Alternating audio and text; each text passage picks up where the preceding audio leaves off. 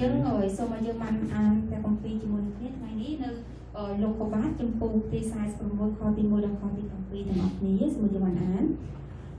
Israel còn nhóm vô của bóng quạt tèm ó ông thưa đâm ná trên từ lúc đòi bia ở xây bà hỏi lúc quạt phái danh bồ chia đòi premใน Israel ở cục luốn prem ត្រង់មានព្រះបន្ទូលនឹង Israel ក្នុងការជឿក្នុងការជាក់ស្ដែងនៅពេលយុគថាយ៉ាកុបអើយចូលទូលឆ្លើយថាព្រះករុណាវិសេសព្រះអង្គម្ចាស់អើយរួចទ្រង់មានព្រះបន្ទូលថាអញជាព្រះគឺជាព្រះ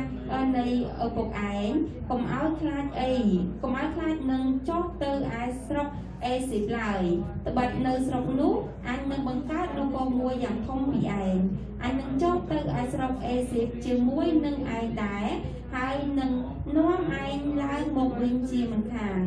ឯយូសេបវានឹងបិទភ្នែកឯងរួចយ៉ាកុបក្រោកឡើងយ៉ាងក្រោកចេញពីបៀអសេបាទៅហើយពួកកូនចៅអ៊ីស្រាអែលក៏បញ្ជាក់ឪពុកនិងប្រពន្ធកូនគេលើរទេះដែលធំដែលផារ៉ោនបានផ្ញើមកសម្រាប់នាំយកទៅគេក៏យកវងសត្វនិងទ្រព្យសម្បត្តិទាំងប៉ុន្មានដែលគេបានពីការនៅស្រុកកាណាននាំទៅស្រុកអេស៊ីបដែរគឺយ៉ាកុបនិងពូជគាត់ទាំងអស់គ្នាគាត់បាននាំទាំងពូជនិងកូនប្រុសកូនស្រីនិងចៅទាំងប៉ុន្មានហើយពូជវងទាំងអស់ទៅស្រុកអេស៊ីបជាមួយគ្នាអាមែន 오늘 설교 제목은 하나님의 시간표입니다. ថ្ងៃនេះព្រះបន្ទូលយើងនឹងរៀនអំពីពេលវេលារបស់ផងព្រះជាម្ចាស់ 여러분 야곱은 요셉이 살았을 뿐만 아니라 또 애굽의 총리가 되었다는 소식을 듣고 온 가족과 소유를 이끌고 이제 가나안 땅을 떠났습니다. អញ្ចឹងនៅពេលដែលយ៉ាកុបបានគាត់បានលើអំពីដំណឹងកូនប្រុសរបស់គាត់មិនត្រឹមតែកូនប្រុសរបស់គាត់បានរស់នៅមានជីវិតនោះទេប៉ុន្តែកូនប្រុសរបស់គាត់ដែលជាយូសែបនឹងមានទាំងជីវិតរស់នៅហើយគាត់ក៏ជានាយករដ្ឋមន្ត្រីដែលគ្រប់គ្រងនៅប្រទេសអេស៊ីបគាត់ក៏បានរៀបចំទ្រព្យសម្បត្តិទាំងប្រមាណរបស់គាត់ទាំងក្រុមគ្រួសារទាំងមូលនោះបានទៅរកយូសែបតែម្ដង 야곱은 하루라도 빨리 애굽으로 가서 요셉을 만나고 싶었을 것입니다. គឺគាត់ចង់ទៅឲ្យថាតង់ប្រញាប់ទៅដើម្បីនឹងជួបកូនប្រុសរបស់ជាទីស្រឡាញ់របស់គាត់ 근데 야곱이 가나안 땅을 떠나서 이제 부엘세바에 이르렀을 때 그곳에서 아버지 하나님께 재단을 쌓고 예배를 드렸습니다. ប៉ុន្តែនៅពេលដែលយ៉ាកុបបានដើរបានចេញពីទឹកដីខាណានទៅខាងជើងគាត់ក៏បានទៅឆ្លងកាត់នៅទឹកដីដែលរបស់ផងព្រះជាម្ចាស់ព្រះរបស់ឪពុករបស់គាត់ហើយគាត់ក៏បានថ្វាយបង្គំនៅទីនោះ 근데 야곱이 드린 예배는 좀 감사 예배라기보다는 희생 예배를 희생 제사를 드렸습니다. ហើយនៅពេលដែលគាត់បានថ្វាយបង្គំទៅដល់ថ្វាយបង្គំដល់ផងព្រះជាម្ចាស់នៅទីនោះគឺការថ្វាយបង្គំនៃការអរព្រះគុណក៏ដូចជាការថ្វាយបង្គំនៃការថ្វាយនៅចាញ់បូជាផងដែរ 희생 제사란 뭐냐면 양이나 소나 염소를 가져다가 이제 나의 죄를 그 동물에게 전가를 시키고 그 양을 잡아서 피를 흘려서 하나님께 제사를 드리는 것을 의미합니다. ការដែលថ្វាយបង្គំដោយការថ្វាយយ៉ាងបូជានោះមានន័យថាគាត់បានចាប់កូនជាមួយហើយដើម្បីនឹងបូជាថ្វាយដល់ផងព្រះជាម្ចាស់ 구약 시대에는 이렇게 동물을 잡아서 피를 흘려야만 내 죄가 이 동물에게 대신 갔다. 이 동물이 내 죄를 책임진다. 그렇게 제사를 드렸습니다. នៅក្នុងព្រះគម្ពីរសញ្ញាចាស់គឺបងគឺបានបង្ហាញថានៅពេលដែលយើងចង់លាងបានក៏ដូចជានៅពេលដែលយើងចង់លន់ទូបាបគឺយើងយកកូនជាមកដើម្បីនឹងបង្ហូរឈាមរបស់កូនជាដែលបានបង្ហាញថាអំពើបាបរបស់យើងនឹងបានហូរទៅជាមួយនឹងឈាមរបស់កូនជាហើយ 그런데 야곱은 가나안 땅을 떠나면서 감사예배나 다른 제사를 드린 것이 아니라 왜 희생 제사를 드렸던 것일까요? ប៉ុន្តែយើងឃើញថានៅពេលដែលយ៉ាកុបគាត់បានចាក់ចេញពីទឹកដីកាណានហើយអ្វីបានជាយ៉ាកុបមិនបានថ្វាយបង្គំនៃការអរព្រគុណប៉ុន្តែបែរជាថ្វាយបង្គំនៃការថ្វាយយ៉ាងដូចជាវិញ 야곱은 자신이 지었던 죄들, 즉 자신이 형을 속여서 어려운 일이 생겼고 또 라헬을 사랑해서 또 생겼던 많은 문제들 그리고 요셉을 편애해서 요셉을 예뻐해서 그 형제들 간에 생겼던 문제들, 그런 죄들이 생각났던 것입니다. នេះគឺដោយសារតែយ៉ាកុបគាត់បាននឹកឃើញអំពីអំពើបាបដែលគាត់បានកសាងមកដូចជាការដែលគាត់ធ្វើបាបជាមួយនឹងបងប្អូនរបស់គាត់ដូចជាកូនរបស់គាត់ក៏ដូចជាប្រពន្ធរបស់គាត់អញ្ចឹងនេះគឺជាការអត់ទោសបាបក៏ដូចជាការថ្វាយដល់យ៉ាងបូជាដើម្បីនឹងស្លុតទូបាបជាមួយនឹងផងព្រះជាម្ចាស់ 그래서 야곱은 과거의 일을 생각하면서 또 자기 회개를 했고 또 하나님께 이렇게 죄를 용서를 해달라고 또 희생 제사를 드렸던 នេះ 것입니다. គឺការដែលគាត់ថ្វាយបង្គំយ៉ាងបូជាហើយគាត់ថ្វាយបង្គំហើយនឹងគាត់អធិដ្ឋានដើម្បីនឹងលន់ទូបាបអំពីផងព្រះជាម្ចាស់ 그런데 우리가 죄를 지었을 때는 이렇게 동물을 잡아다가 희생 제사를 드리지 않고요.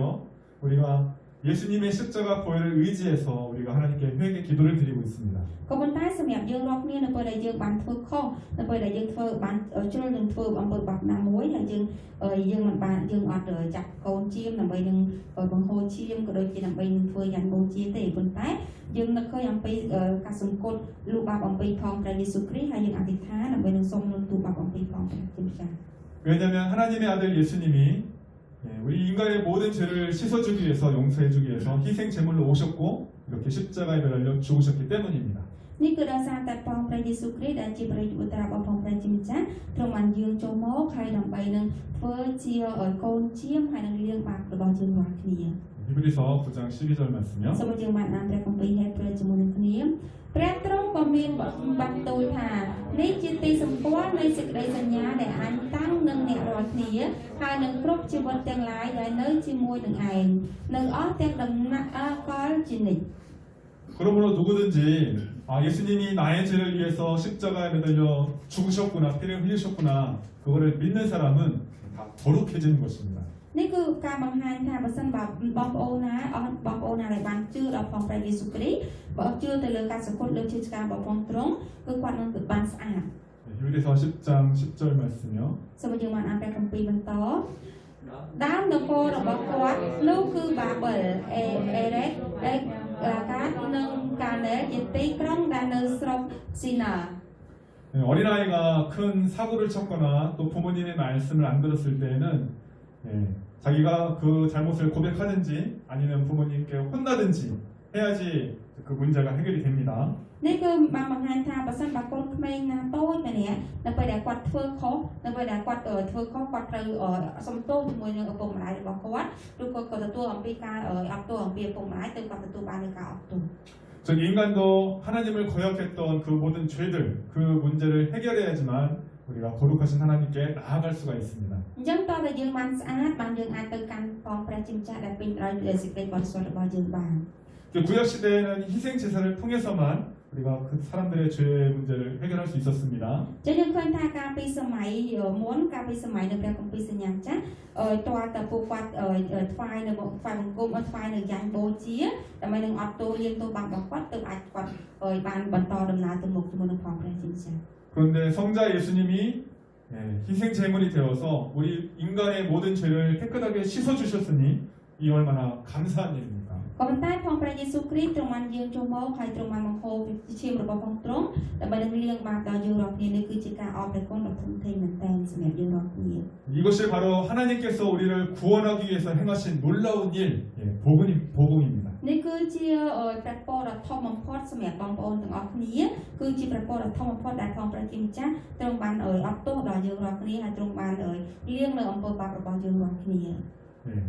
우리가 우리 자신의 죄를 해결하려면 무엇인가를 해야 된다고 생각했는데 예수님께서 대신 우리를 위해서 죽으셨기 때문에 이것이 참 복음인 것입니다. អញ្ចឹងយើងត្រូវតែទទួលអ្វីមួយយើងត្រូវទៅទទួលនៅពីនៃអ្វីមួយដើម្បីនឹងលាងនៅអំពើបាបរបស់យើងប៉ុន្តែព្រះយេស៊ូវគ្រីស្ទទ្រង់បានយាងចូលមកហើយនឹងលាងសម្អាតនៅអំពើបាបរបស់យើងរាល់គ្នា 여러분이 이 복음을 매일매일 가슴에 새기면서 우리가 이 복음으로 승리하는 삶, 하나님께 감사와 또 영광 올려드리는 삶을 사시기 바랍니다. អញ្ចឹងសូមឲ្យខ្ញុំនិងបងប្អូនទាំងអស់គ្នាបានស្ដាប់នៅព្រះបន្ទូលរបស់ផងព្រះជាម្ចាស់ស្ដាប់នៅដំណឹងរបស់ផងព្រះជាម្ចាស់ជារៀងរាល់ថ្ងៃដើម្បីឲ្យយើងបរិបូរណ៍ដល់ពេញទៅដោយនឹងការអរព្រគុណរបស់ផងព្រះជាម្ចាស់ 야곱이 하나님께 희생 제사를 드리자 하나님께서 야곱에게 찾아오셔서 말씀해 주셨습니다. អញ្ចឹងនៅពេលដែលផងព្រះជាម្ចាស់បានមករកយ៉ាកបហើយទ្រង់បានមានព្រះបន្ទូល 창세기 46장 2절. សូមឲ្យយើងបានអានព្រះគម្ពីរជាមួយនឹងគ្នាព្រះទ្រង់មានព្រះបន្ទូលនឹងអ៊ីស្រាអែលក្នុងការជាក់ស្ដែងនៅពេលយុគថាយ៉ាកុបអើយគាត់ទូលឆ្លើយថាព្រះករុណាពិសេសព្រះអង្គម្ចាស់អើយ 하나님께서 야고바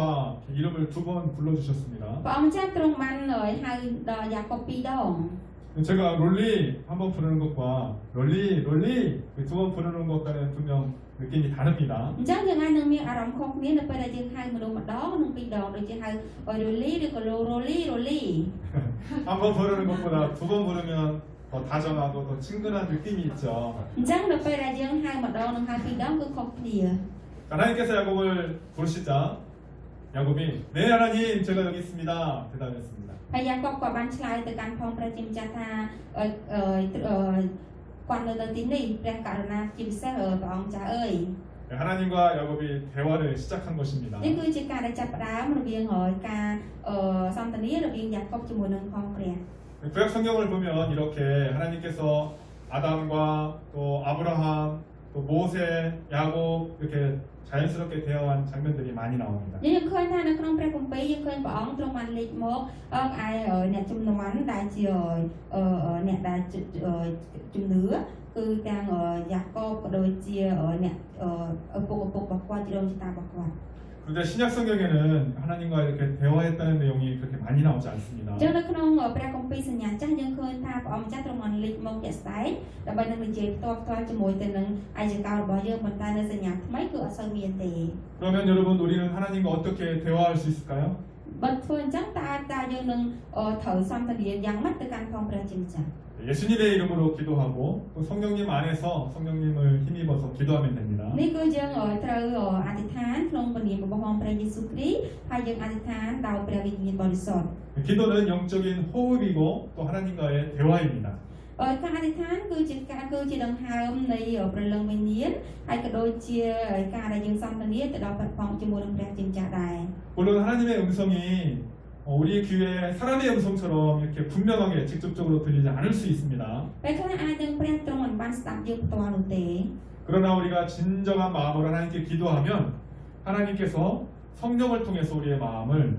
감동시켜 주십니다. ក៏ប៉ុន្តែនៅពេលដែលយើងអធិដ្ឋានទៅកាន់ផងព្រះជាម្ចាស់ដោយអស់អំពីចិត្តហើយព្រះអង្គនឹងធ្វើការដោយតាមរយៈព្រះវិញ្ញាណបរិសុទ្ធ 또 때로는 우리가 전혀 생각하지 못했는데 어떤 성경 구절이 떠오르기도 하고 또 우리가 전혀 생각하지 못한 새로운 깨달음을 우리가 얻기도 합니다. ហើយពេលខ្លះតាមរយៈព្រះវិញ្ញាណបរិសុទ្ធធ្វើឲ្យយើងនឹកឃើញអ្វីដែលយើងមិនដែលនឹងគិតហើយពេលខ្លះអាចនឹងធ្វើឲ្យយើងបាននឹកឃើញនៅព្រះបន្ទូលរបស់ផងព្រះជាម្ចាស់ផងដែរ 그리고 정말 특별할 경우에는 하나님께서 사람의 목소리처럼 우리 귀에 말씀해 주시는 경우도 있습니다. តែពេលខ្លះអ្នកខ្លះអាចនឹងឮដូចជាសំឡេងមនុស្សដែលបានប្រាប់អំពីព្រះបន្ទូលតាមរយៈសំឡេងមកកាន់យើងរាល់គ្នាដែរ 그러므로 여러분 하나님께 기도하는 시간을 더욱더 많이 가지시기를 바랍니다. ដូច្នេះហើយសូមឲ្យបងប្អូនទាំងអស់គ្នាបានកាន់តែមានពេលវេលាថ្វាយបង្គំអធិដ្ឋានទៅកាន់ទ្រង់ឲ្យបានច្រើន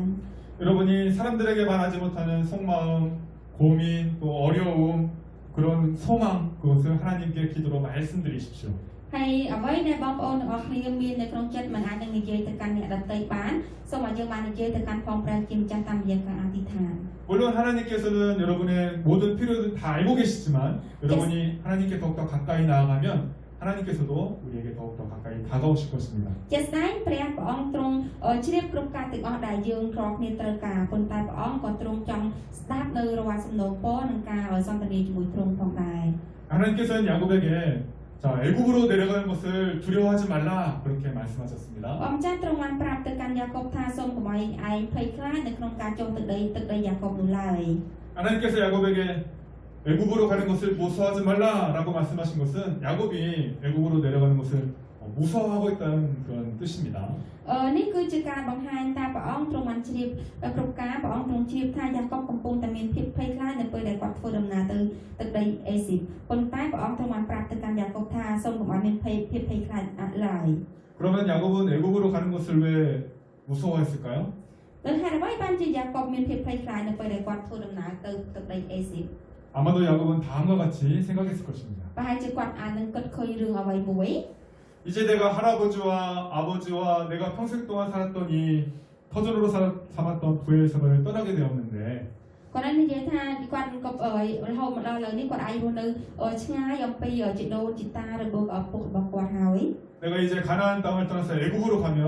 살아서 다시 가나안에는 못 오겠지? គាត់អាចនឹងខ្លាចថាបើសិនជាគាត់ទៅគាត់មិនអាចនឹងមកទឹកដីកាណានបានវិញ 내 아버지 때에도 흉년이 들었을 때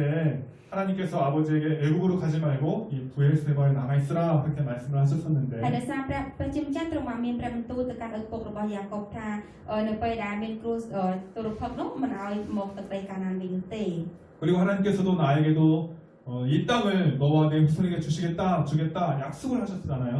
ហើយមួយទៀតព្រះជាម្ចាស់ទ្រង់បានសន្យាជាមួយនឹងយ៉ាកុបថាព្រះអង្គទ្រង់នឹងប្រទានពរទ្រង់នឹងឲ្យនៅទឹកដីកាណានដល់យ៉ាកុបដូចជាកូនចៅរបស់យ៉ាកុប 그런데 내가 과연 이 약속의 땅을 그냥 버리고 내가 애굽으로 가는 게 맞는 걸까? 그런 고민을 했을 것입니다. ហើយគាត់បានភ័យខ្លាចថាឬមួយក៏គាត់ត្រូវបោះចោលទឹកដីកាណានហើយមិនអាចនឹងមកទឹកដីកាណានវិញ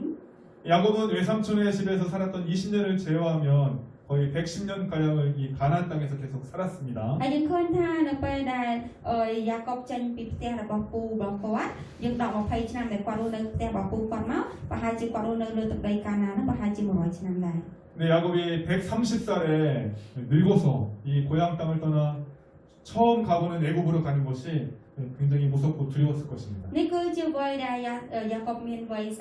130ឆ្នាំតែគាត់មានវ័យចាស់ហើយគាត់កំពុងតែធ្វើដំណើរទៅទឹកដីអេស៊ីប 11번째 아들 요셉이 애굽의 총리가 되어 있다고 하지만 우리 가족 70여 명 정도가 애굽에 가서 힘들지는 않을까 무섭지는 않을까 그런 생각도 했겠죠. ហើយគាត់បានគិតថាតែកូនប្រុសរបស់គាត់កូនប្រុសរបស់គាត់យូសែបនឹងដែលកំពុងតែជាធ្វើជានាយករដ្ឋមន្ត្រីនៅទឹកដីអេស៊ីបនឹងតែគាត់នឹងលំបាកដែរទេ 이때 하나님께서 야곱에게 약속의 말씀을 ហើ 해주셨습니다. យពេលនេះផងដែរព្រះជាម្ចាស់ទ្រង់បានផ្ដល់នូវព្រះបន្ទូលសន្យាទៅដល់យ៉ាកុប 46장 3절 말씀. សូមយើងបានអានព្រះគម្ពីរជាមួយនឹងគ្នា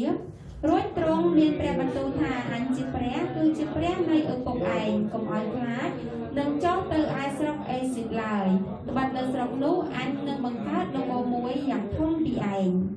하나님께서는 야곱에게 내가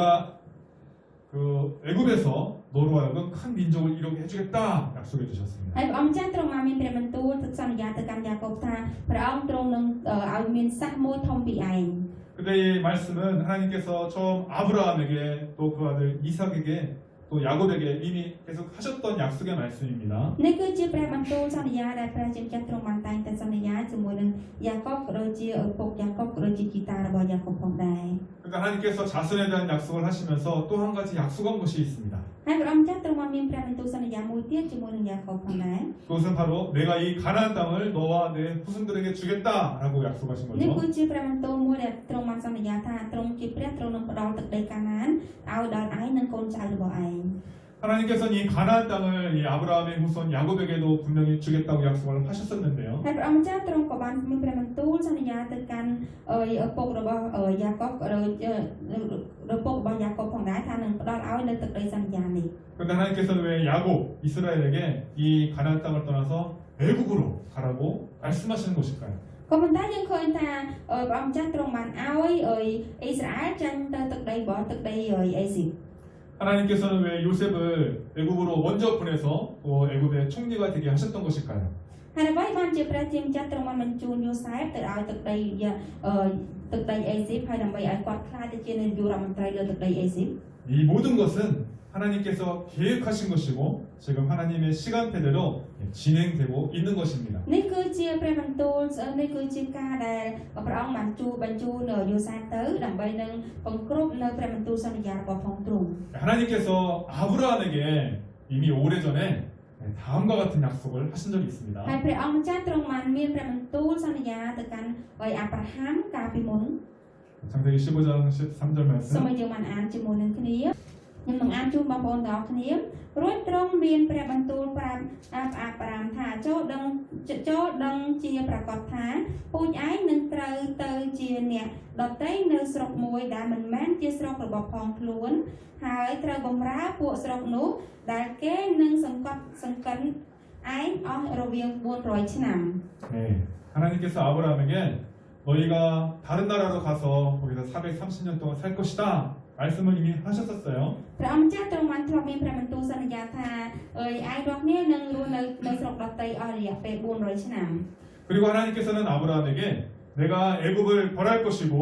그 후에 너의 자손을 다시 그곳에서 이곳으로 가나안 땅으로 나오게 할 것이다. 또 약속을 하셨습니다. ហើយព្រះអង្គម្ចាស់ទ្រង់បានមានព្រះបន្ទូលថាព្រះអង្គទ្រង់នឹងមានព្រះប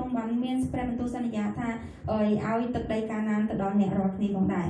하나님께서는 이미 아브라함을 갈대아우로 해서 부르실 때부터 그리고 가나안 땅을 너희 후손들에게 주겠다 약속하실 때부터 이 모든 것을 다 계획하셨던 것입니다. នេះគឺជាផែនការរបស់ផងព្រះជាម្ចាស់ដែលទ្រង់បានមានសន្យាតាំងពីចំនួនអាប់រ៉ាហាំមកយ៉ាងដូចនេះដែលព្រះអង្គទ្រង់មានព្រះបន្ទូលសន្យាថាទ្រង់នឹងឲ្យនៅទឹកដីសន្យាកាណានដល់អាប់រ៉ាហាំក៏ដូចជាកូនចៅរបស់អាប់រ៉ាហាំដែរ 하나님의 시간표대로 지금 이렇게 흘러가고 있습니다. នេះគឺជាការដែលបង្ហាញអំពីផែនការរបស់ផងព្រះជាម្ចាស់សម្រាប់កូនចៅរបស់អាប់រ៉ាហាំ 하나님께서는 또한 야곱에게 또 다음과 같은 약속의 말씀을 해주셨습니다. ហើយយើងនឹងអានព្រះបន្ទូលបន្តទៀតដែលព្រះអង្គទ្រង់បានសន្យាទៅដល់ពួកគាត់ 46장 សូមយើងបានអានព្រះបន្ទូលជាមួយនឹងគ្នា46:4 អញនឹងចុះទៅឯស្រុកអេស៊ីបជាមួយទៅនឹងឯងដែរហើយនឹងនាំឯងឡើងមកវិញជាមិនខានអាយូសែបវានឹងបិទភ្នែកឯង 하나님께서 야곱을 인도하여 다시 가나안 땅으로 올라오게 하겠다라고 약속해 주셨습니다. ព្រះអង្គចាស់ទ្រង់បានមានព្រះបន្ទូលសន្យាថាព្រះអង្គទ្រង់នឹងនាំឯងរាល់គ្នាដើម្បីមកវិញ 그런데 야곱이 살아서 오는 것이 아니라 죽어서 오는 것이죠. ប៉ុន្តែយើងនឹងឃើញថាយ៉ាកបអត់បានមកក្នុងពេលដែលគាត់មានជីវិតរស់ទេគឺគាត់មកនៅពេលដែលគាត់ស្លាប់ហើយ 야곱은 애굽에서 죽을 것인데 그의 아들 요셉이 그의 눈을 감겨줄 것이고 이제 가나안으로 데리고 와서 매장하겠다 약속해 주셨습니다. នេះគឺជាព្រះបន្ទូលសន្យាមួយដែលព្រះអង្គទ្រង់បានបង្ហាញថាយ៉ាកបបានស្លាប់នៅទឹកដីអេស៊ីបប៉ុន្តែកូនប្រុសរបស់យ៉ាកបយូសែនោះបានបិទភ្នែករបស់យ៉ាកបដែលជាសាកសពនឹងប្រហែលដើម្បីបញ្ជូនមកឲ្យទឹកដីកាណានដែលជាទឹកដីសន្យាវិញ 그런데 야곱이 묻힌 땅은 그의 할아버지 아브라함이 그 안에 사라를 매장하기 위해서 샀던 그 막벨라 굴에 이제 매장이 된 겁니다. ហើយយើងឃើញថានៅទឹកដីដែលយ៉ាកបបានគេបានកប់យ៉ាកបនោះគឺជាទឹកដីដែលប្រពន្ធរបស់អាប់រ៉ាហាំសារ៉ាគាត់បានទិញ 예, 창세기 50장 13절. សូមឲ្យយើងបានអានជាមួយនឹងគ្នាគឺពួកកូនចៅបានដឹកសពគាត់ទៅដល់ស្រុកកាណានហើយបញ្ចុះនៅក្នុងអាងនាចំការម៉ាក់បេឡាណាបេឡានៅមុខអាមរ៉េដែលអាប់រ៉ាហាំបានទិញពីហេប្រុនជាសាសហេតុជាមួយនឹងចំការនោះទុកជាចុកទីទីកប់ខ្មោចរបស់ផងគាត់ 이처럼 하나님께서는 약속하신 것들을 다 모두 신실하게 지키시는 그런 분이십니다. នេះគឺជាព្រះបន្ទូលដែលផងព្រះជាម្ចាស់ទ្រង់បានរក្សាហើយទ្រង់បានសន្យាហើយទ្រង់បានរៀបចំទៅតាមផែនការរបស់ផងព្រះជាម្ចាស់ 그러면 하나님께서는 왜 야곱을 그 가족들을 꼭 가나안에서 애굽으로 보내셔야만 했던 것일까요? ហើយអ្វីបានជាព្រះជាម្ចាស់ទ្រង់ចង់ឲ្យយ៉ាកបក៏ដូចជាក្រុមគ្រួសាររបស់គាត់នឹងមកត្រូវរស់នៅក្នុងទឹកដីកាណាន 하나님께서는 왜 이 가나안에서 이스라엘 백성들을 애굽으로 보내서 그곳에 430년 동안 살다가 다시 가나안으로 데리고 오신 것일까요? យើងឃើញថានៅពេលដែលពួកគាត់បានរស់នៅក្នុងស្រុកអេស៊ីបរយៈពេល400ឆ្នាំហើយពួកគាត់ក៏ត្រូវត្រឡប់មកទឹកដីកាណានវិញ 오래전에 한번 설명을 드렸는데 다시 한번 ខ្ញុំ 말씀드리겠습니다. ធ្លាប់បានបញ្យល់ដល់បងប្អូនទាំងអស់គ្នាហើយខ្ញុំនឹងបញ្យល់ដល់បងប្អូនទាំងអស់គ្នាម្ដងទៀត 지금 야곱의 가족들은 한 70명 정도 부족을 이루는 그런 단위밖에 안 됩니다. នេះយើងឃើញថាគ្រួសាររបស់យ៉ាកបនឹងសរុបទាំងអស់មានប្រហែលជាខ្ទង់70នាក់ទេ 46장 27절 សូមឲ្យយើងបានអានព្រះគម្ពីរជាមួយនឹងគ្នាហើយកូនរបស់យូសែបដែលគាត់បង្កើតនៅស្រុកអេស៊ីបនោះមាន2នាក់ដូច្នេះពួកគ្រួរបស់យ៉ាកបទាំងអស់ដែលចូលទៅឯស្រុកអេស៊ីបនោះរួមគ្នាមាន70នាក់ 만약에 이스라엘 가족들이 가나안 땅에서 막 계속 인구가 많아지면 그만큼 살 땅이 넓은 땅이 필요하겠죠. ចាប្រសិនបើទឹកដីប្រសិនបើកូនចៅរបស់យ៉ាកបគឺគាត់ចាប់ដើមឡើងពី70នាក់ហើយរស់នៅលើទឹកដីកាណាន70នាក់ហ្នឹងគឺគាត់នៅអត់គ្រាន់ទេប្រហែលត្រូវតែបរិយាទឹកដីថែមទៀតទេ 그러면 주변에 있는 다른 부족들이 이스라엘 사람들이 많아지고 넓은 땅을 차지하는 것을 그냥 가만히 두고 볼까요? អញ្ចឹងតើអ្នកដែលនៅទឹកដីគៀនរបស់គាត់នោះទឹកដីក្បែរខាងរបស់គាត់នោះតើគេនឹងមើលទៅការពង្រីកទឹកដីរបស់គាត់នៅដោយស្ងៀមដែរឬទេ 주변의 국가들이 가만히 있지 않죠. គេនឹងអត់នៅស្ងៀមទេបើសិនបើគាត់ពង្រីកទឹកដីនៅចេញពីទឹកដីកាណានមក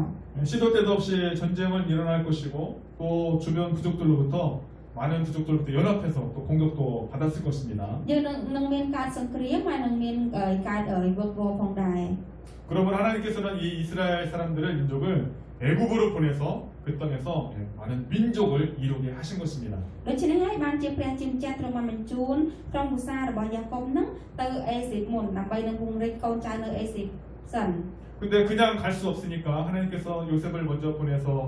애굽의 총리가 되게 하시고 자연스럽게 또 안전하게 애굽으로 가게 된 것입니다. ហើយយើងឃើញថាមិនមែននៅសុខព្រះអង្គទ្រង់បានបញ្ជូនក្រុមគ្រួសាររបស់យ៉ាកុបហ្នឹងទៅដោយឯងនោះទេប៉ុន្តែព្រះអង្គទ្រង់បានចាត់យូសែបទៅមុនដើម្បីឲ្យយូសែបខ្លាចជាអ្នកធំនៅទីនោះហើយពួកគាត់នឹងអាចទៅដល់ទឹកដីអេស៊ីបហ្នឹងដោយសុវត្ថិភាព 그런데 이 이스라엘 야곱 가족은 목축, 양이나 소, 짐승을 치는 사람들이었기 때문에 애굽으로 가서 목축하기 좋은 땅, 고센 땅에 이제 살게 되었습니다. តែយើងឃើញថាដោយសារតែក្រុមគ្រួសាររបស់យ៉ាកុបគឺជាក្រុមគ្រួសារដែលគង្វាលដូច្នេះហើយទើបយ៉ាកុបទៅដល់ទឹកដីអេស៊ីបហើយពួកគាត់ធ្វើជារស់នៅតំបន់ដែលស្រួលនៅក្នុងការគង្វាលដល់សត្វរបស់ពួកគាត់ 그런데 애굽에 사는 사람들은 목축하는 일, 짐승을 치는 일을 굉장히 싫어했기 때문에 미워했기 때문에 이스라엘 사람들과 이렇게 섞이지 않고 그들만 함께 살면서 번성하게 될 수 있었습니다. ហើយយើងឃើញថាដោយសារតែទឹកដីដែលគាត់រស់នៅទីនោះគាត់ទៅទីនោះហ្នឹងគឺជាទឹកដីដែលរស់នៅជាមួយនឹងក្បែរអ្នកដែលគាត់អត់ចូលចិត្តអ្នកចិញ្ចឹមសត្វទេដូច្នេះហើយធ្វើឲ្យគាត់រស់នៅតែម្ដុំគ្រួសាររបស់គាត់ហើយរីកចម្រើនទៅជាមួយនឹងក្រុមគ្រួសាររបស់គាត់ទេ 여기서 한 가지 우리가 의문을 가져볼 것이 필요가 있습니다. យើងមានមួយតែត្រូវជាសំណួរ 자, 애굽에서 살게 된 이스라엘 가족들은 한 70여 명 정도 됐다라고 지금 말씀하고 있어요. មិនយើងឃើញថាក្រុមគ្រួសាររបស់យ៉ាកុបគឺមានគ្នាប្រហែលជាខ្ទង់70នាក់ដែលទៅរស់នៅប្រទេសអេស៊ីប 근데 430년 후에 어떻게 20세 이상의 장정만 60만 명 그렇게 많은 민족을 이룰 수 있었던 것일까요? ប៉ុន្តែយើងឃើញថាហេតុអ្វីបានជាត្រឹមតែប្រហែលឆ្នាំមកគាត់អាចនឹងពង្រីកនៅកូនចៅរបស់គាត់ដល់ទៅច្រើនបាន 그 남자들의 아내와 또 어린 자녀들까지 하면 뭐 200만 명, 300만 명 그렇게 많은 민족을 이뤘다고 합니다. ហើយយើងឃើញថាពួកគេបានបង្កើតកូនចៅរហូតទៅដល់20000នាក់ក៏ដូចជា30000នាក់ដែរ 가능할까요? 불가능할까요? គាត់ថាទៅរួចអត់ទេ 자, 제가 몇 차례 계산기를 가지고 두들겨 보았습니다. ចឹងមករយៈមុនហ្នឹងដោយសារតែចំនួនច្រើនពេកហើយខ្ញុំក៏បានយកcalculate មកដើម្បីនឹងគិត 자, 70명 중에 야곱과 또 그의 12아들과 또 아내들을 빼면 대략 한 50명 정도가 이제 자녀를 낳을 수 있는 사람이라고 생각해 봅시다. អញ្ចឹងនៅពេលដែលគាត់យកចំនួន70នាក់ហើយដកជាមួយនឹងអ្នកដែលមិនអាចបង្កើតកូនបានណាជាប្រហែលជាខ្ទង់150នាក់ដែលគាត់អាចបង្កើតកូនបាន 네, 아기가 나와서 장성해서 결혼을 하고 하면 아기를 낳는 그런 한 세대를 한 30년이라고 계산을 하고요. ហើយគាត់បានករណីរយៈពេលដូចថានៅពេលដែលក្មេងៗធំឡើងគាត់បានមានកូនហើយគាត់បានបង្កើតកូនមានដៃគូហើយបង្កើតកូនប្រហែលជាខ្ទង់30នាក់ហើយដល់30ឆ្នាំហើយយក50នាក់មក 네, 그럼 이 처음에 50명으로 시작해서 30년 뒤에 되면 100명이 됩니다. អញ្ចឹងបើយើងគិតចាប់ផ្ដើមជាមួយនឹងមនុស្ស50នាក់រយៈពេល100រយៈពេល30ឆ្នាំហ្នឹងបាន100ឆ្នាំបាន100នាក់ 그러니까 그 두 명이 결혼해서 4명을 낳았을 때 기준으로 얘기하는 거예요. នេះលក្ខណៈគាត់គិតនៅក្នុងមនុស្ស2នាក់ដែលបានរៀបការហើយកាត់កូន2 제가 뭐 한 명, 두 명 낳지만 예전에는 뭐 4명, 5명 더 많이도 អ 낳았었잖아요. ញ្ចឹងការសម័យឥឡូវហ្នឹងម្នាក់មកគ្រួសារអាចនឹងមានកូន1ទៅ2នាក់ឯប៉ុន្តែសម័យមុនហ្នឹងអាចមានម្នាក់4 5នាក់អីចឹងទៅមកគ្រួសារ 그러면 60년이 지나면 한 200명 정도 이렇게 អញ្ចឹង 됩니다. 60ឆ្នាំក្រោយមកឃើញមានកើតឡើងបាន200នាក់ 90년 정도 지나면 200명은 400명이 되고요. 900ឆ្នាំក្រោយមកហ្នឹងក៏ឃើញ90ឆ្នាំក្រោយមកក៏ឃើញ400នាក់ 120년이 되면 한 800명 정도 됩니다. ដល់120ឆ្នាំក្រោយមកក៏ចាប់ផ្ដើមឡើងកើនដល់800នាក់ 이게 120년 지났는데 800명밖에 안 돼요? ចឹងយើងឃើញថារយៈពេល120ឆ្នាំហើយមនុស្សតែកើតបាន800នាក់ហ្នឹង 그런데 계속해서 한 두 명이 결혼해서 4명씩 계속 낳으면 어떻게 될까요? ប៉ុន្តែយើងឃើញដូចបែងដូចអាតូមអញ្ចឹង2នាក់ការ2នាក់បានចឹងយើងគុណតគ្នា គ្នា បានគុណភ្លុង 150년 뒤에는 예, 800명이 1,600명이 됩니다. អញ្ចឹងយើងឃើញថាការខ្ទង់ប្រហែលជា150ឆ្នាំក្រោយហ្នឹងកាត់មានកូនបានច្រើនហើយ 예, 180년이 되면 3,200명이 됩니다. អញ្ចឹងប្រហែលជា100ឆ្នាំជាងក្រោយមកបានឃើញ3200នាក់ 210년이 되면 예, 6,400명이 되고요. 210년 뒤에 210ឆ្នាំក្រោយមកក៏ឃើញមាន6400នាក់ 240년 뒤에는 한 12,800명 តែ 됩니다. បន្ទាប់មកក៏ចាប់ផ្ដើមឃើញ12800នាក់ 240년 지났는데 10,000명 조금 넘어요. អញ្ចឹងយើងឃើញថា 240년. 208ឆ្នាំក្រោយមកក៏ចាប់ផ្ដើមឃើញចំនួនបានដល់ទៅ12800នាក់ 근데 270년대 그때는 25,600명이 됩니다. អញ្ចឹងយើងឃើញថាបន្ទាប់ពីបានដល់200ឆ្នាំបន្ទាប់ពីបាន270ឆ្នាំមកក៏បានដល់ទៅ25600នាក់ 300년이 지나면 51,200명 정도 됩니다. 300ឆ្នាំក្រោយមក51200នាក់ 330년이 되면 한 10만 명이 넘죠. 330ឆ្នាំក្រោយមកគឺ12400នាក់ 360년이 되면 20만 명이 넘습니다. ហើយ360ឆ្នាំក្រោយមកក៏បាន204,800នាក់ 390년이 되면 40만 명이 넘습니다. ហើយ390ឆ្នាំក្រោយមកហ្នឹងក៏បាន409,600នាក់ 네, 마지막 420년 정도 되면 80만 명이 넘습니다. ហើយនៅពេលដែល420ឆ្នាំក្រោយមកហ្នឹងក៏បាន814,200នាក់នេះអ្វីដែលគាត់បានគិតបានកណនាណា 두 명이 결혼해서 최소 4명만 낳았을 때 이렇게 430년 되면 한 100만 명 정도 됩니다. នេះគឺអ្វីដែលគាត់បានកណនាក្នុងការមនុស្ស2នាក់នៅពេលដែលគាត់រៀបការហើយបង្កើតកូនមក 근데 4명만 낳은 것이 아니라 더 많이 나왔겠죠.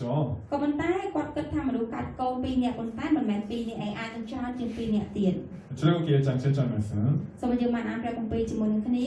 តែជនជាតិអ៊ីស្រាអែលគេបង្កើតកូនដុះដាលចម្រើនជាច្រើនឡើងក៏បានទៅជាស្ដុកស្ដំឡើងសន្ធឹកនៅទាំងនៅកកពេញស្រុកនោះផង 출애굽 할 때 그 30세 말고 한 60세 그 부모들까지 합하면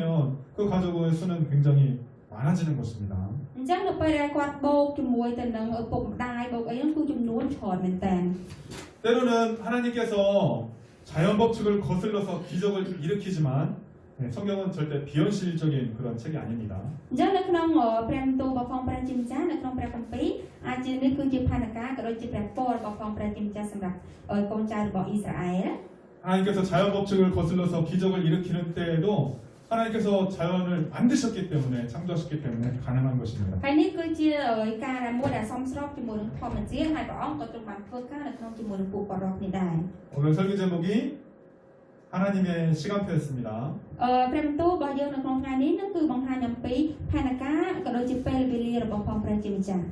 여러분 보통 사람은 하루를 살아갑니다. ជាទូទៅមនុស្សគឺរស់នៅមួយថ្ងៃគឺដើម្បីតែមួយថ្ងៃ 계획을 잘 세우는 사람은 일주일, 한 달, 1년 정도 계획을 세우기도 합니다. អ្នកខ្លះគាត់ពូកែនៅក្នុងការរៀបចំផែនការរស់នៅរបស់គាត់មួយអាទិត្យមួយខែឬក៏មួយឆ្នាំអញ្ចឹងទៅ 계획을 잘 세워야 돼요, 여러분. អញ្ចឹងសូមឲ្យបងពូកែនឹងឲ្យរៀបចំផែនការរស់ 근데 더 계획을 잘 세우는 사람 뭐 1년, 5년 그 정도 계획을 세우기도 하죠. ហើយអ្នកខ្លះគាត់ពូកែរៀបចំផែនការរស់នៅរបស់គាត់មួយឆ្នាំក៏ដូចជា5ឆ្នាំក៏មានដែរ 근데 아무리 계획을 잘 세우는 사람이라 하더라도 미래의 일을 알 수 없기 때문에 뭐 10년 뒤에 계획을 세우는 게 매우 어렵습니다. អញ្ចឹងទោះបីជាយើងពូកែនៅក្នុងការរៀបចំផែនការរស់នៅផែនការជីវិតរបស់យើងក៏ដោយប៉ុន្តែ5ឆ្នាំ10ឆ្នាំទៅក្រោយហ្នឹងគឺពិបាកនៅក្នុងការរៀបចំផែនការព្រោះយើងអាចបានដឹងអំពីអនាគតដែលវានឹងមានរឿងអីកើតឡើងនោះទេ 물론 큰 회사들은 기술 발전에 따라서 변화되는 것이 빠르기 때문에 10년 뒤를 생각하고 예측하고 이제 준비를 하기도 합니다. ហើយអ្នកខ្លះគាត់ជារោងចក្រក៏ដូចជាក្រុមហ៊ុនផលិតឡានអញ្ចឹងទៅគឺគាត់អាចនឹងមាន plan សម្រាប់រយៈពេល5ទៅ10ឆ្នាំក្រោយ 예를 들어서 요즘 전기차가 많이 나오고 있는데 ឧទាហរណ៍ដូចជារាល់ថ្ងៃហ្នឹងគឺមានឡានដែលប្រើអគ្គិសនីច្រើន 오래전부터 이것을 계획하고 준비했기 때문에 지금 이런 회사가 돈을 벌고 있는 것입니다. នេះដោយសារតែពីមុនហ្នឹងគឺក្រុមហ៊ុនដែលប្រើឡានបើកបង្កើតឡានអគ្គិសនីនេះគាត់បានរៀបចំ plan របស់គាត់រៀបចំផែនការហ្នឹងពីមុនមកហើយទៅពេលនេះគាត់អាចនឹងបញ្ចេញមកជាសមិទ្ធផលហើយរកលុយបានតាមសមិទ្ធផលមួយនេះ 그런데 전문가들은 앞으로는 수소차가 대세다. 수소차가 근데 그걸로 해야 된다. 그렇게 예측을 하고 있습니다. ហើយសម្រាប់អ្នកខ្លះគឺគាត់គិតថាអូឡានក៏ប្រកបជាត្រូវការប្រកបជាត្រូវការងារហើយ 수소차는 수소와 공기 중에 있는 산소가 만나면 이제 전기를 발생하고 또 배기가스는 물만 나와요. ហើយគាត់ឃើញថាឡានលើក្រោយហ្នឹងអាចនឹងត្រូវការប្រេងផ្សេងហើយពាក់ព័ន្ធជាមួយនឹងអាកាសធាតុអីចឹងទៅអាចយើងប្រើទឹកអីចឹងទៅ 근데 어떤 정말 특별한 사람이 뭐 10년, 20년, 30년 계획해도 100년, 200년은 계획하지 않습니다. មនុស្សដែលគាត់ពូកែនៅក្នុងការរៀបចំផែនការគេអាចនឹងរៀបចំ10ឆ្នាំ20ឆ្នាំ30ឆ្នាំប៉ុន្តែការរៀបចំសម្រាប់100ទៅ200ឆ្នាំនោះគឺជាការលំបាកមែនទែន 왜냐하면 사람은 100년 이상 살 수 없기 때문이죠. ពីព្រោះដោយសារតែជីវិតម្នាក់ៗមិនអាចរស់នៅលើពី100ឆ្នាំបានទេ 근데 하나님께서는 지금 몇 년을 계획하고 이렇게 진행하시는 것입니까? ក៏ប៉ុន្តែយើងឃើញថាផែនការរបស់ផងព្រះជាម្ចាស់ដែលយើងរៀនជាមួយនឹងគ្នារាល់ថ្ងៃនេះតែព្រះអង្គទ្រង់បានរៀបចំផែនការប្រហែលឆ្នាំមកហើយ 하나님께서는 아브라함을 부르실 때부터 이미 모든 것을 다 계획하셨습니다. អញ្ចឹងយើងឃើញថាព្រះអង្គចាស់ទ្រង់បានរៀបចំផែនការរបស់ផងទ្រង់ហើយជាស្រេចតាំងពីពេលដែលទ្រង់បានត្រាស់ហៅអាប់រ៉ាហាំមកម្លេះ 하나님께서는 이 애굽에서 큰 민족을 이룬 이스라엘을 모세를 통해서 출애굽시킬 것도 다 계획하셨습니다. ហើយព្រះអង្គជាម្ចាស់ទ្រង់បានរៀបចំផែនការរបស់ផងទ្រង់តាំងពីពេលដែលព្រះអង្គទ្រង់បានហៅទឹកដីហៅអ៊ីស្រាអែលទៅទឹកដីអេស៊ីបមកម្លេះ 하나님께서는 여호수아를 통해서 이 가나안 땅을 정복하실 것도 다 계획하셨습니다. ហើយព្រះអង្គជាម្ចាស់ទ្រង់បានមានព្រះបន្ទូលសន្យាទឹកដីកាណាហ្នឹងតាំងពីយូរមកហើយ 하나님께서는 저와 여러분 모든 믿는 자들을 위해서 이 이스라엘이라는 민족을 선택하시고 이렇게 이끌어 가셔서 모델로 이렇게 보여주시는 것입니다. នេះគឺជាការដែលព្រះអង្គទ្រង់បានហៅដល់ខ្ញុំហើយក៏ដូចជាបងប្អូនទាំងអស់គ្នាហ្នឹងគឺជា model នៃសេចក្តីជំនឿទាំងអស់គ្នាផងដែរ 여러분 점과 점이 만나면 선이 됩니다. បងប្អូនទាំងអស់គ្នានៅពេលដែលយើងឃើញចំណុចយើងប្រកាសជាឃើញចេញពីខ្សែបន្ទាត់មកហើយ 그리고 선과 선이 만나면 면이 됩니다. ហើយនៅពេលដែលយើងឃើញខ្សែជាប់យើងចេញជាកាឡា 저와 여러분은 지금 하루라는 이 점과 같은 삶을 살아가고 있습니다. ហើយយើងខ្ញុំនិងបងប្អូនទាំងអស់គ្នានឹងរស់នៅដូចជាសត្វខ្យងនៅក្នុងនេះអញ្ចឹងគឺយើងរស់នៅមួយថ្ងៃគឺដើម្បីតែមួយថ្ងៃ 그런데 우리가 이렇게 만나면 선과 선이 만나서 이렇게 또 면이 되는 거죠. ប៉ុន្តែនៅពេលដែលយើងរស់នៅជាមួយនឹងគ្នាគឺយើងនឹងចេញជាកាឡាមកហើយ 분명히 우리가 살다 보면 힘든 순간이 있습니다. នៅពេលដែលជីវិតយើងរស់នៅគឺនៅពេលដែលយើងជីវិតរស់នៅនៅក្នុងប្រចាំថ្ងៃរាល់ថ្ងៃនឹងជួបនៅការលំបាក 그 힘든 순간이 하루가 될 수도 있고 뭐 일주일 또 1년이 될 수도 있습니다. ការលំបាកប្រចាំថ្ងៃរបស់យើងនឹងពេលខ្លះមួយថ្ងៃពេលខ្លះពីរថ្ងៃក៏ពេលខ្លះក៏វែងដល់រហូតដល់ឆ្នាំអញ្ចឹងទៅ 그런데 우리가 전체 인생을 다 놓고 보면 그 점 하나는 결코 길지 않습니다. ក៏ប៉ុន្តែនៅពេលដែលយើងមើលខ្សែជីវិតរបស់យើងអត់យូរទេខ្សែមួយខ្សែគឺអត់វែងទេ 우리가 그 힘든 시기를 보낼 때에는 정말 고통스럽고 힘들었을지 몰라도 우리가 그 힘든 시간이 있었기 때문에 지금의 오늘의 우리가 있는 것입니다. អញ្ចឹងដោយសារតែពេលដែលយើងឆ្លងកាត់នៅការលំបាកពីមួយថ្ងៃទៅមួយថ្ងៃកន្លងមកហើយទៅធ្វើឲ្យយើងមាននៅថ្ងៃនេះ 우리가 그동안 배웠지만 이 야곱이 에서를 속이고 또 아버지를 속였기 때문에 외삼촌의 집으로 도망을 가야 했습니다. យើងធ្លាប់បានរៀនអំពីជីវិតយូសានៅពេលរបស់យ៉ាកបនៅពេលដែលយ៉ាកបគាត់បានបោកប្រាស់ឪពុករបស់គាត់ហើយគាត់បានបោកប្រាស់របស់បងប្រុសរបស់គាត់ហើយគាត់ក៏បានតិចខ្លួនទៅរស់នៅផ្ទះរបស់ពូគាត់ 또 야곱은 외삼촌의 집에서 20년 동안 정말 힘든 생활을 했고 또 4명의 아내를 얻어서 2명의 아내와 2명의 첩을 얻어서 12아들을 낳았죠. ហើយយើងឃើញថានៅពេលដែលគាត់រស់នៅផ្ទះពូរបស់គាត់រយៈពេល20ឆ្នាំនោះគាត់ក៏បានមានប្រពន្ធ2ហើយគាត់បានបង្កើតកូនបាន12នាក់ 야곱은 사랑하는 아내 라헬로부터 낳은 요셉을 정말 특별히 사랑했는데 다른 아들들이 또 시기해서 이 요셉을 돈을 받고 팔아버린 그런 아픔도 겪었습니다. ហើយយូសាបគាត់ទទួលបានការជឿចាំនៅពេលដែលកូនប្រុសយូសាបជាទីស្រឡាញ់របស់គាត់ហ្នឹងដែលបង្កើតចេញអំពីប្រពន្ធជាទីស្រឡាញ់របស់គាត់រ៉ាអែលនោះហើយត្រូវបានកូនរបស់គាត់ហ្នឹងត្រូវបានលក់ទៅ 야곱은 요셉이 죽은 줄 알고 정말 너무 슬퍼했는데 하나님께서는 이 요셉을 애굽으로 보내서 또 총리로 만들어 អ 주셨습니다. ញ្ចឹងយើងឃើញថានៅពេលដែលយ៉ាកុបគាត់គិតស្មានតែកូនប្រុសជាទីស្រឡាញ់របស់គាត់នឹងបានស្លាប់ហើយប៉ុន្តែមិនមែនទេព្រះអង្គចាស់ទ្រង់បានបញ្ជូនទៅឯទឹកដីអេស៊ីបហើយខ្លះទៅជានាយករដ្ឋមន្ត្រីនៅទីនោះ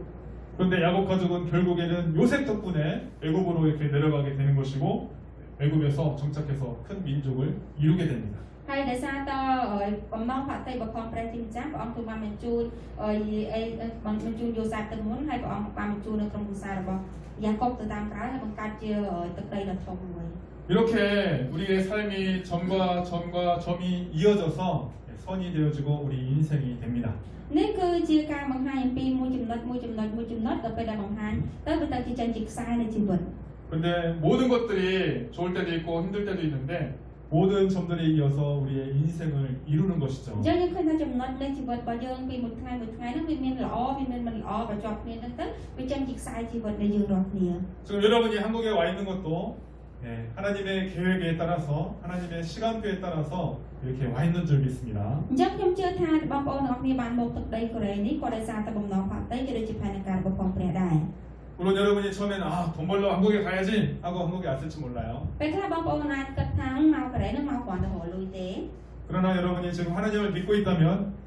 하나님의 계획하심과 하나님의 시간표에 따라서 내가 지금 한국에 왔구나 그렇게 고백하게 될 ប៉ុន្តែនៅ 것입니다. ពេលដែលបងប្អូនបានស្គាល់ដល់ផងព្រះជាម្ចាស់យើងបានយល់អំពីបំណងផតិក៏ដូចជាផែនការទៅបានយើងបានដឹងថាអូនេះគឺជាផែនការរបស់ផងព្រះជាម្ចាស់ដែលបញ្ជូនយើងមកទឹកដីកូរ៉េនេះផងដែរ 혹시 여러분이 과거에 겪었던 어려움 또 혹시 지금 겪고 있는 어려움이 있다 할지라도 나중에 뒤돌아보면 하나님의 은혜였구나 계획이었구나 그렇게 인정하게 될 것입니다. នៅពេលនេះយើងអាចនឹងជួបការលំបាកប៉ុន្តែនៅពេលដែលក្រោយយើងអាចនឹងដឹងថាអូនេះគឺជាបំណងផតិក៏ដូចជាផែនការរបស់ផងព្រះសម្រាប់ជីវិតយើងរាល់គ្នា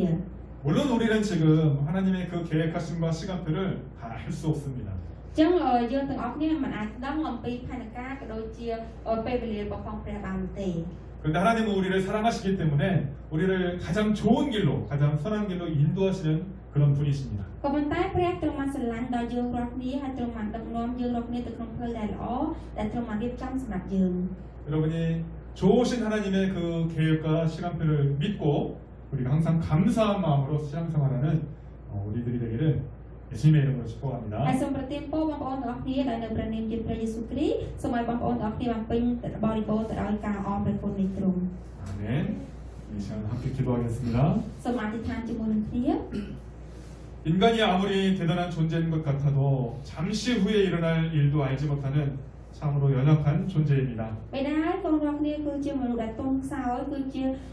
មនុស្សដែលទន់ខ្សោយអាចនឹងជួបការលំបាកក៏ដូចជាការដែលមិនអាចនឹងក្រោកឈរបានផងដែរ 하나님은 전지전능하시는 분으로 천지와 만물과 인간을 창조하셨고 그리고 지금 다스리시는 분이십니다. ព្រះម្ចាស់ទ្រង់គឺជាព្រះដែលបង្កើតនៅផែនដីទាំងមូលនេះហើយព្រះអង្គជាម្ចាស់ទ្រង់បានបង្កើតនៅយើងរាល់គ្នាហើយគ្រប់គ្រងនៅលើយើងរាល់គ្នាផងដែរ 하나님께서는 우리 각 사람에게 다 다른 계획과 시간표를 가지고 계십니다. ព្រះម្ចាស់ទ្រង់បានចែកនៅពេលវេលាក៏ដូចជាផែនការរបស់ផងទ្រង់ផ្សេងគ្នាពីកូនរបស់ផងទ្រង់ម្នាក់ទៅម្នាក់ផងដែរ 어떤 사람은 야곱과 같이 험난한 인생길을 가는 사람도 있고 អ្នកខ្លះអាចនឹងមានជីវិតលំបាកដូចជាយ៉ាកុប 어떤 사람은 고난을 겪은 후에 애굽의 총리가 된 요셉과 같이 그런 길을 가게 되는 사람도 있습니다. អ្នកខ្លះអាចនឹងមានជីវិតដូចជាយូសាដែរដែលគាត់ទទួលបានការលំបាកហើយបន្ទាប់មកគាត់នឹងទទួលបានភាពជោគជ័យដែលក្លាយជានាយករដ្ឋមន្ត្រីនៅក្នុងប្រទេសអេស៊ីប 우리는 좋은 일이 있을 때뿐만 아니라 때로 어려운 일이 있을 때에도 우리가 하나님을 신뢰해야 합니다. ហើយនៅពេលដែលមិនមែនរកកូនរបស់គ្នាអរព្រគុណទ្រង់តែពេលដែលកូនរបស់គ្នាជួបការល្អនោះទេប៉ុន្តែសូមឲ្យកូនរបស់គ្នាបានអរព្រគុណទ្រង់គ្រប់ទាំងការលំបាកក៏ដូចជាការដែលល្អដែលកូនរបស់គ្នាជួបរាល់ថ្ងៃ 왜냐하면 사랑의 하나님은 우리를 향해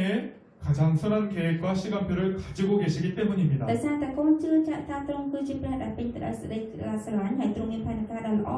ហើយនឹងពេលវេលាដ៏ល្អសម្រាប់កូនរបស់គ្នា 하나님 우리로 하여금 항상 하나님을 신뢰하며